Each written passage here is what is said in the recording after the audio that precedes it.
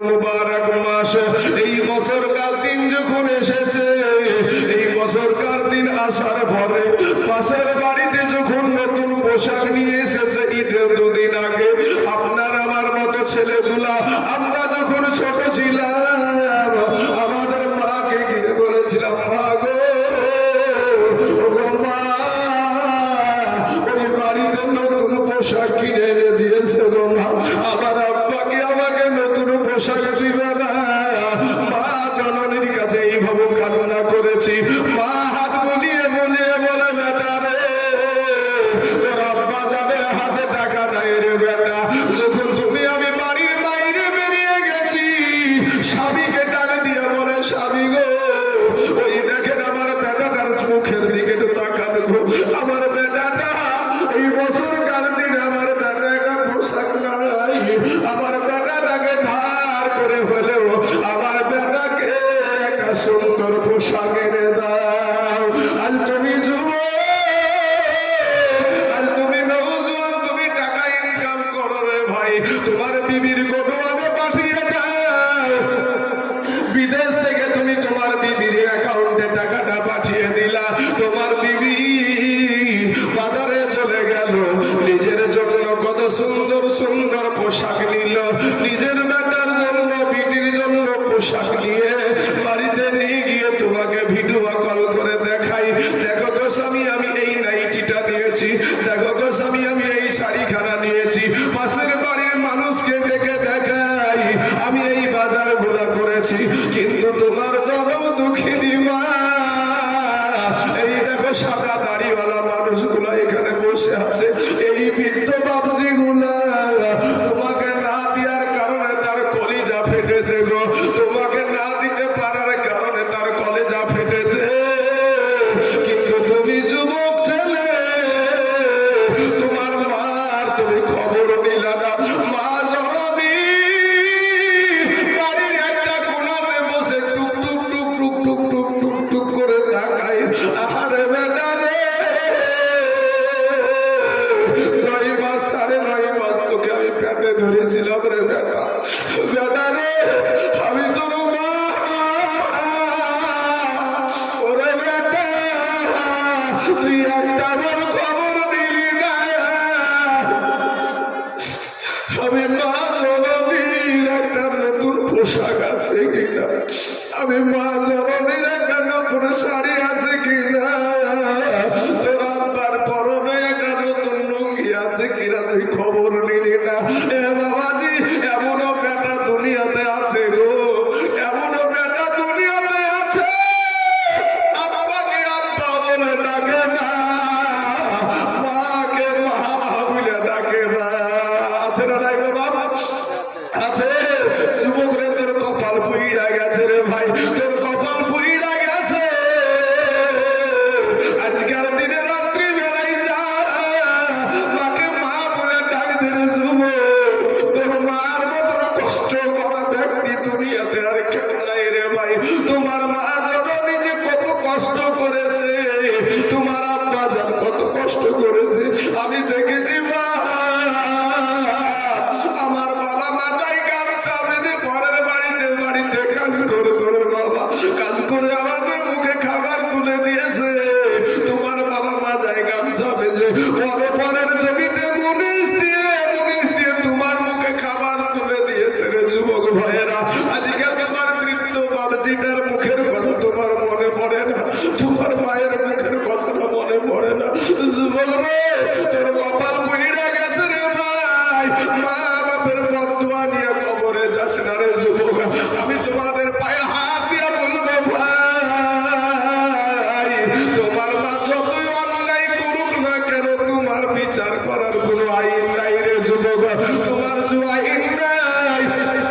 ও যুবকেরা আমার ভাই যাদের আমার কালে বাবালারা, মা জননীর পেটে যখন সন্তান আসে গো ভাই, মা জননী দুটো খেয়ে শান্তি পাই না, মা একবেলা খেতে পারে না, মনে একটা তামান্না মনে একটা বাসনা, আমি সন্তানের মুখে মা ডাক শুনবো, আমার স্বামীকে আব্বু ডাক শোনাবো, মনে বড় তামান্না রে বাবা, কোন মহিলার যদি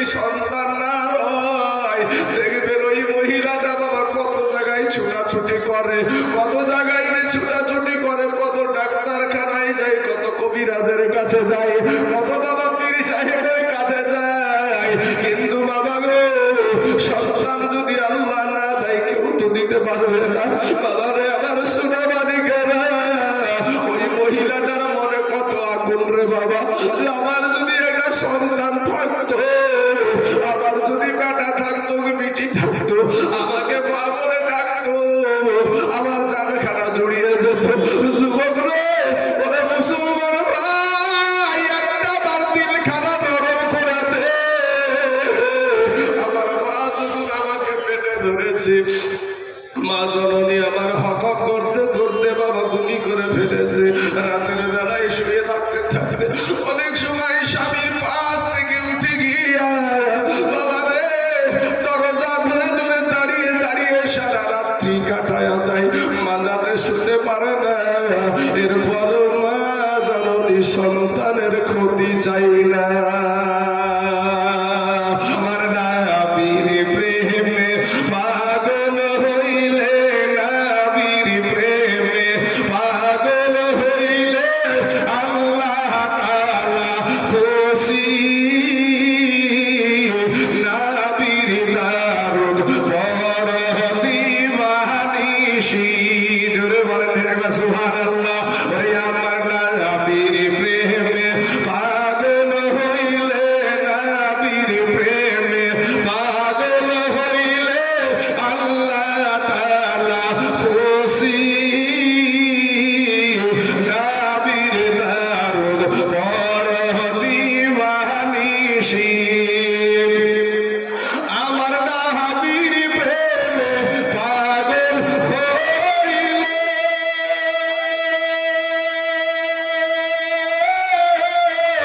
আমার আল্লাহ পাকের দিদার মিলে গো।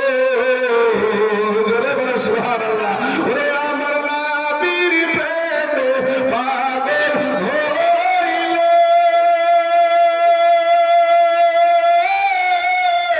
আমার আল্লাহ পাকের দিদার মিলে গো। ওরে ডাকো যদি জজমালে হইয়া সিনি, নাবির দারুদ পর দিবানিশি। আরে আমার নাবির প্রেমে যে হয় মাতাল,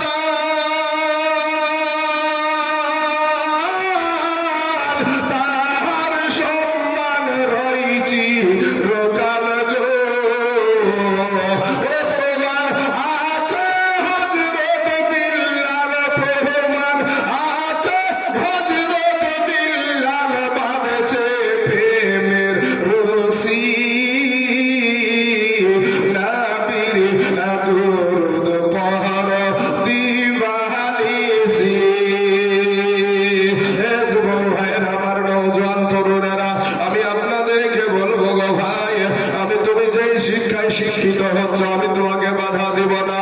এটা মুসলমানের ছেলে বৈজ্ঞানিক হবে, আমি তোমাকে বাধা দিব না। এটা মুসলমানের ছেলে বৈজ্ঞানিক হবে, এটা মুসলমানদের গর্বের বিষয়। এটা মুসলমানের ছেলে ইঞ্জিনিয়ার হবে, এটা মুসলমানদের গর্বের বিষয়। এটা মুসলমানদের ছেলে ডাক্তার হবে, মাস্টার হবে, উকিল হবে, ব্যারিস্টার হবে, জজ হবে, এটা একটা মুসলমানদের গৌরবের বিষয়। কিন্তু মুসলমান ভাই, তুমি যে শিক্ষায় শিক্ষিত হও না কেন ভাইরে, তুমি বেয়াদব হইও না। আমার নবীজির আদর্শ মানাটা গলায় পরিয়ে দাও রে যুবক। ওরে আমার যুবক ভাইরা, দিলখানা একটু নরম করে দাও ভাই। ও কালেমাওয়ালা যুবকেরা, এই দুনিয়াটা কিছুই না রে মুমিন।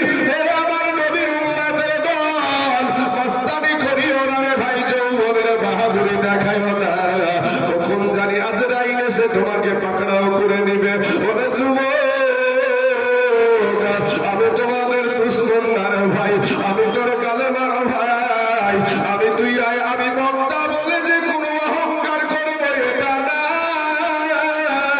আমার ভিতরে নাই রে যুবক ভাইয়েরা, তুই যদি আসিস আমি বুকে জড়িয়ে নিব, কারণ এটাই হলো আমার নবীর আদর্শ। ও মুসলমান যুবকেরা, ওরে আমার কালেমার ভাইয়েরা, আমি আপনাদেরকে বলবো ভাই গো, একটা সেকেন্ডের আযাব সহ্য করতে পারবি না রে যুবক।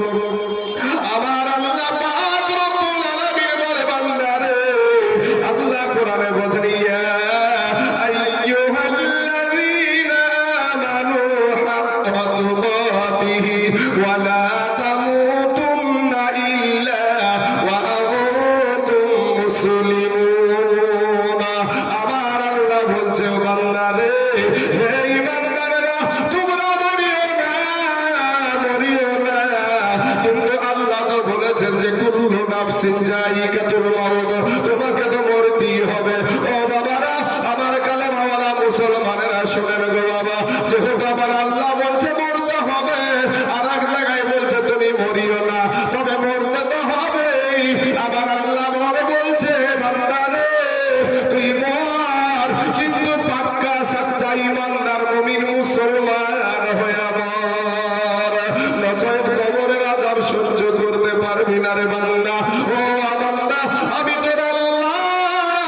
এ মুসলমান যুবকেরা, আমার আল্লাহ যেমনি ভাবে বড়, আমার আল্লাহর গজব তেমনি ভাবে বড়, আমার আল্লাহ যেমন বড়, আল্লাহর রহমত তেমন বড়।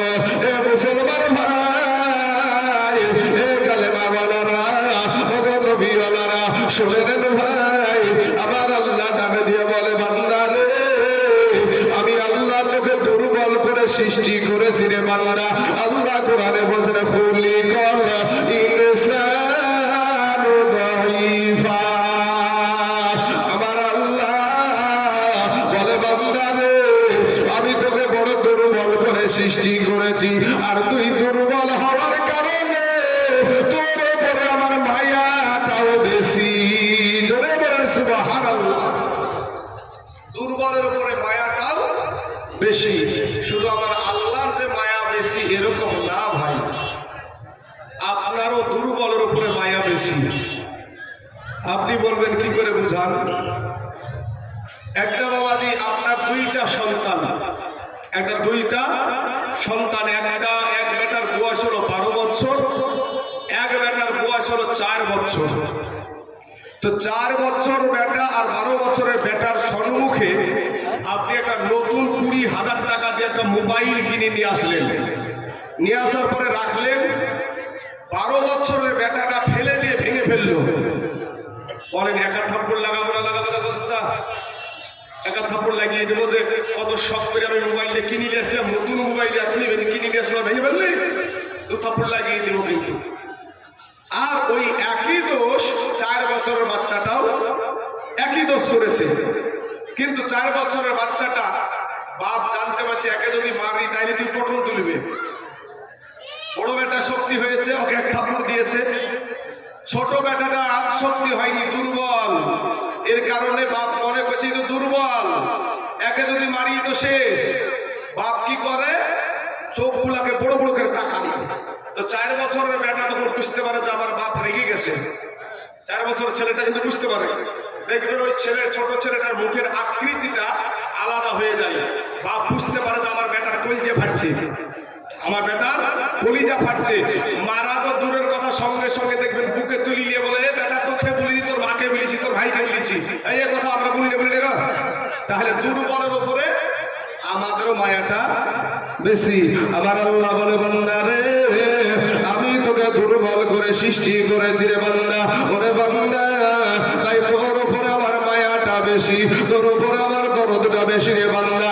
তোর মতো ওরে বান্দা পৃথিবীর জমিনে আমি চৌপায়া জানোয়ার উট বানায় আছে, তোর চাইতে শক্তিশালী জীব, তোর চাইতে শক্তিশালী জীব আমি বাঘকে বানায় আছি, তোর চাইতে শক্তিশালী জীব আমি হাতিকে বানায় আছি, তোর চাইতে শক্তিশালী জীব আমি মহিষকে বানায় আছি, তোর চাইতে শক্তিশালী জীব আমি গরুকে বানায় আছি। ওরে বান্দা, তুই দুর্বল হওয়ার কারণে আমি আল্লাহ ওই চৌপায়া শক্তিশালী জানোয়ার গুলাকে আমি আল্লাহ তোদের গোলাম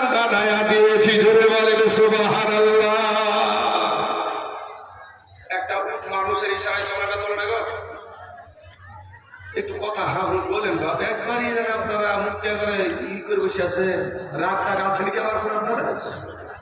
হ্যাঁ, আপনারাও আমার পাকা ধারে বই দেননি, আমিও আপনাদের পাকা ধারে বই দিইনি, দিয়েছি নাকি?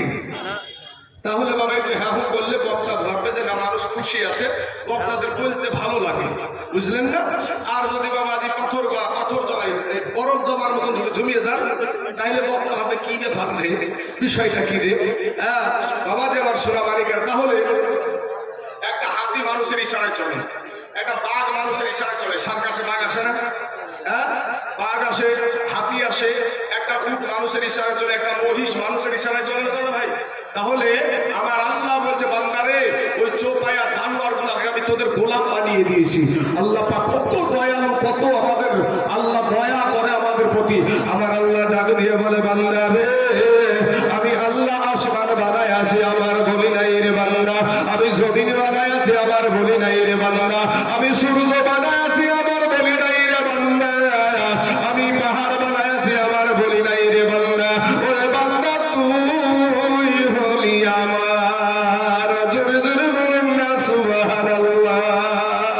এ যুবকেরা, ও আমার কালেমাওয়ালা ভাইয়েরা গো, একটু ফিরে এসো রে ভাই, ফিরে এসো, তওবা করে আল্লাহর কাছে ক্ষমা চাও, আমার আল্লাহ তোমার জীবনের সব গুনাহ মাফ করে দিবে।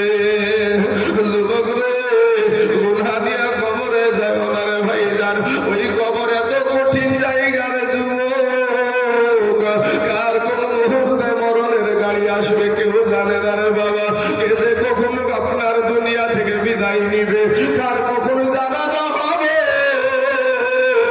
কেউ জানে না রে বাবা। আপনি যদি এখন মারা যান, আমি তাইজুল ইসলাম যদি এখন মারা যায় রে বাবা, সকাল বেলাতে আমাদের 10টার আগে আগে আমাদের জানাজার নামাজটা হয়ে যাবে। মরার পরে বাবা আমাদের শরীর থেকে বিলেট দিয়ে কেটে কেটে কেটে কেটে জমিয়ে আমাদের শরীরের জামাগুলো আলাদা করে দিবে। যুবক রে, ওরা আমার কালেমার ভাই, তুমি ভাবছো আমার এখনো মরণের সময় হয় নাই। ও আমার যুবক ভাইরা, আজকে শত শত যুবক এখানে বসে আছো ভাই, বালির ঘাটের কথা মনে করে দেখো না। বালির ঘাটে একটা বাস উল্টিয়ে গিয়েছিল বাবা, ওই বাসের ভিতরে একটা শিশুও ছিল, ওই বাসের ভিতরে নারী ছিল, ওই বাসের ভিতরে যুবক ছিল, ওই বাসের ভিতরে যুবতী ছিল, ওই বাসের ভিতরে বৃদ্ধ মানুষ ছিল। সবাই মিলে বাবা পানির ভিতরে চলে গেল, পানির ভিতরে গিয়ে বাসের ভিতরে ইন্তিকাল করলো। ও মুসলমান ভাই, শুধু তাই না, আবার বেশির অংশ বৃদ্ধ বাপজিরা বলতে পারবে, কুয়াশার মধ্যে দিয়ে ঝলঙ্গির নদীতে একটা বাস চলে গিয়েছিল, মনে পড়ে নাকি চাচা? একটা কুয়াশার মধ্যে দিয়ে একটা বাস পানিতে ঢুকে গিয়েছিল, কত আনন্দ করে ফিস্ট করে তারা বাড়ি ফিরছিল, কিন্তু বাড়িতে আর যাওয়া হলো না। বাবারে, বাসের ভিতরে পানির ভিতরে দুনিয়া থেকে বিদায় হয়ে গেল। এ যুবকেরা, তোমরাও চিনো ওই কলকাতার শালিমারি স্টেশন, তোমরাও চিনো রে যুবক ভাইয়েরা। ওই শালিমারি স্টেশন থেকে একটা ট্রেন ছেড়েছিল, ট্রেনটার নাম হলো করমণ্ডল এক্সপ্রেস।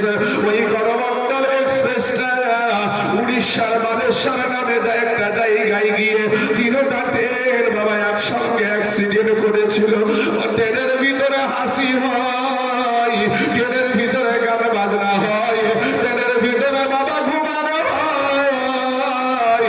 মুহূর্তের মধ্যে বাবা আপনার ব্যাকট শব্দ হয়ে গেল, যেমন শব্দ হয়ে গেল, মুহূর্তের মধ্যে আর হাসি নাই, আর বাবা হাসি নাই, গান বাজনা নাই, ঘুম নাই রে বাবা, সকলেই শুধু একটাই আওয়াজ, বাঁচাও বাঁচাও বাঁচাও। যুবক ভাইরা, হয়েছে না ভাই এটা গো? আমার যুবক ভাইরা বলতে পারবে যারা বিদেশে কাজ করেন, কেরালায় যারা কাজ করেন, হয়েছে না হয়নি ভাই? এটা কার কার মনে পড়ছে? হাত উঠান দেখি, কার কার মনে পড়ছে? মাশাআল্লাহ। যে সমস্ত ভাইরা বাইরে গিয়েছে সেই সমস্ত ভাইরা এই জিনিসটা বেশি মাথায় রেখেছে। যে সমস্ত ভাইরা বাইরে গিয়েছে, ওই ছেলেগুলার মনের একটা তামান্না ছিল, আমি বিদেশ যাব, আমার বিবিকে একটু ভালো রাখাবো, আমার সন্তানকে সুন্দর পোশাক কিনে দেব, আমার বিবিকে সুন্দর পোশাক কিনে দিব, একটু জমি জায়গা কিনবো, আমার বাড়িটা সুন্দর করবো। কিন্তু আমরা বাবা সোশ্যাল মিডিয়ায় খবর পেলাম 300 থেকে 350 মানুষ দুনিয়া থেকে বিদায়।